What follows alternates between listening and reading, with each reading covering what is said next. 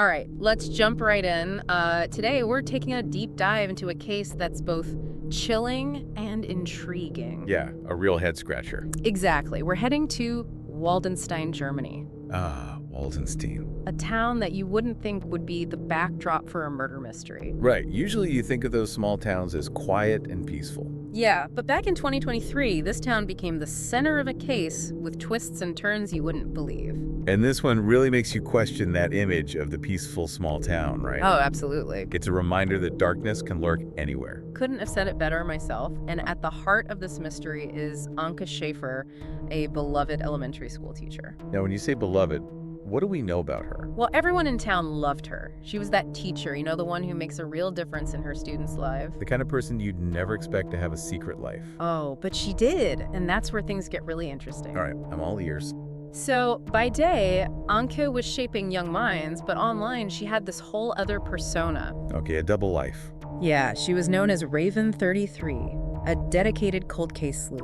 Wow, that's quite the contrast. Teacher by day and internet detective by night. It is. So let's set the scene. It's April 15th, a beautiful spring day, perfect for a walk. Sounds idyllic. Right.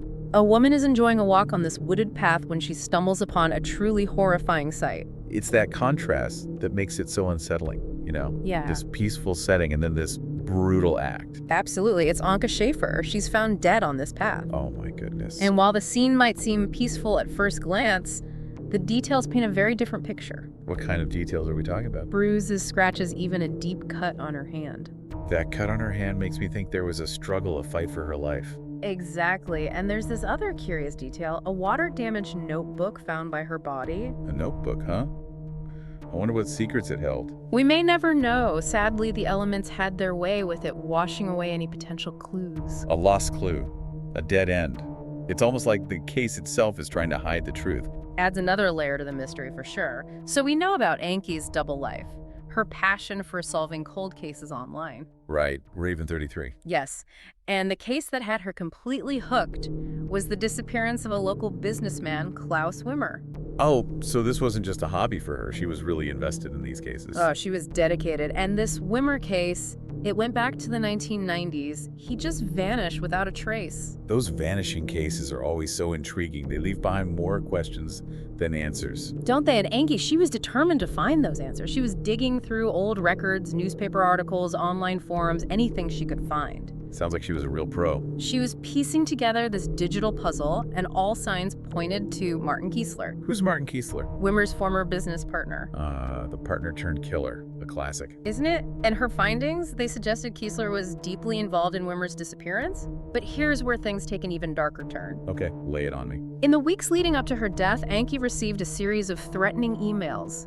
Threatening emails, like what kind of threats? They specifically warned her to stop digging into the past, like someone knew about her investigation and wanted her silenced. Chilling someone was watching her. Right, and get this, the police managed to trace those emails back to an internet cafe Okay, internet cafe and... near Keßler's office. So there's a connection to Keßler, but it's all Yep. circumstantial at this point. Exactly, a potential link, but not enough to make an arrest. Dude, that got frustrating DPR. You can practically feel the investigators hitting a wall. I know, but as we often see with these cases, sometimes it's a stroke of luck that breaks things wide open, and in this case, it was an elderly resident. An elderly resident. Yeah, he came forward claiming he'd seen some suspicious activity near the crime scene. Oh, interesting. What kind of suspicious activity? He couldn't say for sure, but it was enough to raise a red flag.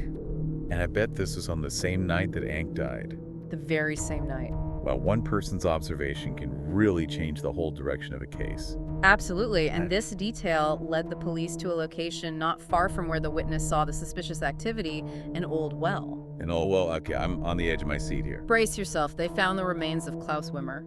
No way. After all these years, the missing person is found. But under such tragic circumstances. It's a discovery that brings some closure, I guess. Yeah. But it also highlights the devastating consequences of this whole situation. It's heartbreaking, but with Wimmer's remains found, the investigation takes a major turn. DNA evidence recovered from the scene pointed directly to Martin Keßler. The pieces of the puzzle are starting to fall into place. They are the missing person, the threatening emails, the proximity to Keßler's office, and now this DNA evidence. It's all coming together. So what happens next? Well, that's the story for part 2 of our deep dive. I can't wait. We left off with that DNA evidence linking Keßler to Wimmer's remains. Feels like we're getting closer to the truth, but then things get even more complex. Oh, how so?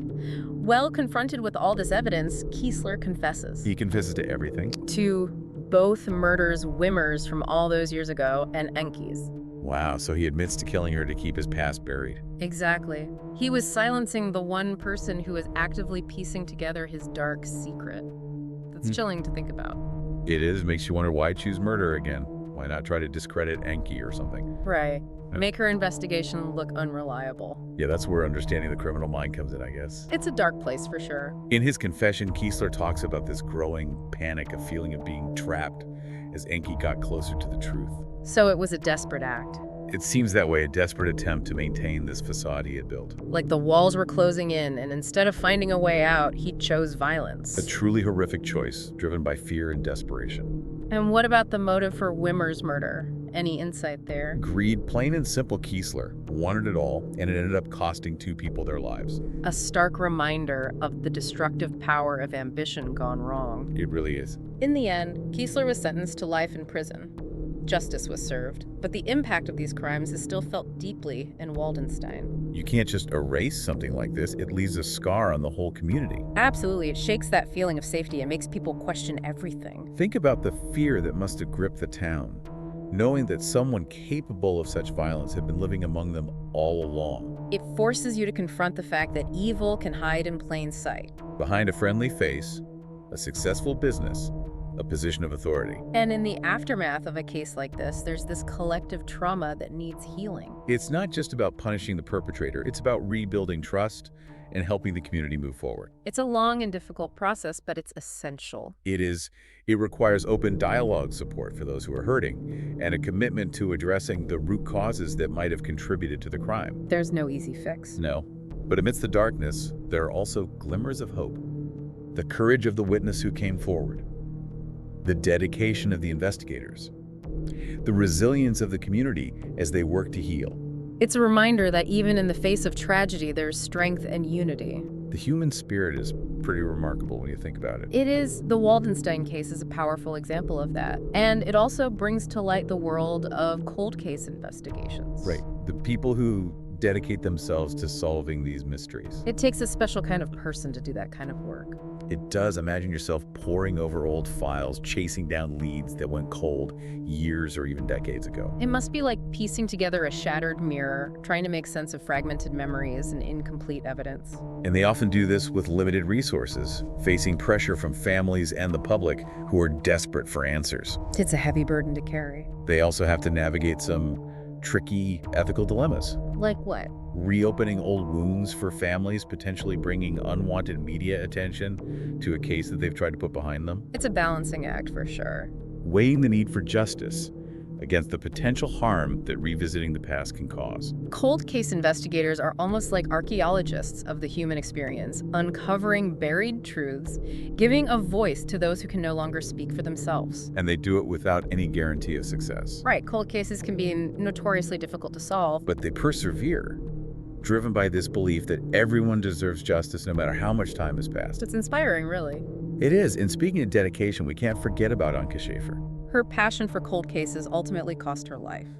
But her story highlights the importance of seeking truth, even when it's dangerous. It does. It makes you think, would we have the courage to do what she did, knowing the risks? Would we be willing to stand up for what's right, even in the face of threats and intimidation? It's a question we should all ask ourselves. And on that note, we're going to shift gears a bit. When we come back, we'll explore the legacy of the Waldenstein case and what we can learn from it to prevent these tragedies from happening again.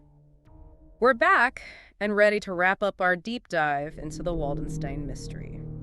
This case really got me thinking about, that sense of security we often take for granted, especially in small towns. It's so easy to assume that those kind of places are immune to this sort of darkness. Exactly. But the Waldenstein case is a stark reminder that violence can erupt anywhere, shattering that illusion of safety. And the fact that Keßler was able to hide in plain sight for so long, it's unsettling. Isn't it? It makes you wonder what other secrets might be lurking just beneath the surface. It's a chilling thought, but I think it also highlights the importance of community, especially in the aftermath of something like this. You mean how a community comes together to heal and rebuild? Exactly. It's about open communication, addressing the underlying issues that might have contributed to the crime, and working together to create a safer environment. It's a long process, but a necessary one, and I wonder, what about law enforcement? Does a case like this change their approach at all? I think it highlights the need for constant vigilance, for staying ahead of the curve when it comes to criminal tactics. And building those strong relationships with the community so that people feel comfortable coming forward with information. That trust is so crucial, especially when it comes to solving cold cases. We've talked about the dedication of those investigators, but they can't do it alone. They need those tips, those witnesses, those puzzle pieces that might seem insignificant at first. And that makes me think about Anke Schäfer and her online sleuthing. She was like a citizen investigator, in a way driven by that desire for justice.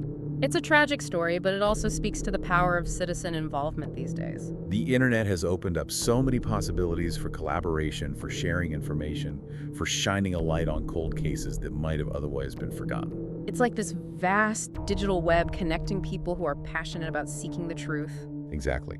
And while it's important to remember that these investigations should always be conducted ethically and with respect for everyone involved, there's no denying the potential for citizen contributions. Absolutely. As we wrap up our deep dive into the Waldenstein mystery, I think it's important to acknowledge that even though the legal case is closed, the impact of these events continues to ripple outwards. It's a story that stays with you, that forces you to confront the complexities of human nature and the importance of seeking justice, no matter how difficult the journey might be.